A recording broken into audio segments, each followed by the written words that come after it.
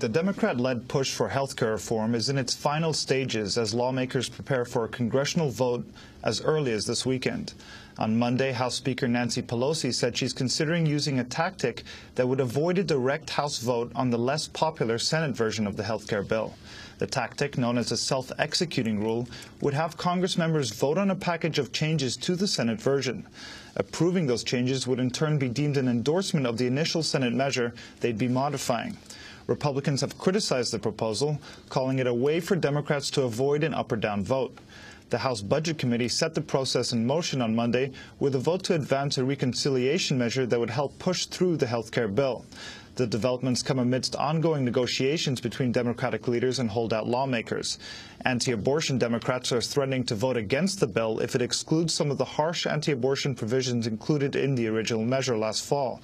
Meanwhile, progressive Democrats have been angered by Pelosi's declaration on Friday that the public option would be excluded.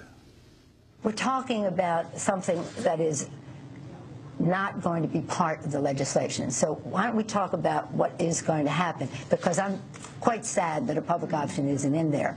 But it isn't a case of it's not in there because the Senate is whipping against it. It isn't in there because they don't have the votes to have it in there, or they would have had it in there to begin with. As talks continue on Capitol Hill, President Obama headed to Cleveland, Ohio on Monday for a public rally in support of the bill. Obama invoked the story of Ohio resident Natoma Canfield, whose case Obama has publicized after she wrote him a letter about her inability to afford health insurance. Canfield dropped her coverage earlier this year after her premiums rose 40%. She was supposed to introduce Obama at Monday's rally, but just last week she was rushed to the hospital and diagnosed with leukemia. Now, the reason Natoma's not here today is that she's lying in a hospital bed, suddenly faced with this emergency, suddenly faced with the fight of her life. She expects to face more than a month of aggressive chemotherapy. She's racked with worry not only about her illness, but about the costs of the tests and the treatment that she's surely going to need to beat it. So you want to know why I'm here, Ohio? I'm here because of Natoma. I'm here because of the countless others who've been forced to face the most terrifying challenges in their lives with the added burden of medical bills they can't pay. I don't think that's right. Neither do you. That's why we need health insurance right now. Health insurance reform right now. The American people want to know if it's still possible for Washington to look out for their interests, for their future. So what they're looking for is some courage. They're waiting for us to act. They're waiting for us to lead. They don't want us putting our finger out to the wind. They don't want us reading polls. They want us to look and see what is the best thing for America and then do what's right. And as long as I hold this office, I intend to provide that leadership, and I know these members of Congress are going to provide that leadership. I don't know about the politics, but I know what's the right thing to do. And so I'm calling on Congress to pass these reforms, and I'm going to sign them into law. I want some courage. I want us to do the right thing, Ohio, and with your help, we're going to make it happen. President Obama was joined in Cleveland by Congressmember Dennis Kucinich, who's refused to support the health care bill over its exclusion of a public option.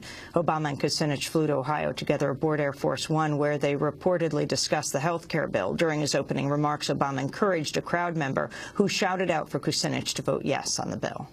Your own congressman who is tireless on behalf of working people, Dennis Kucinich.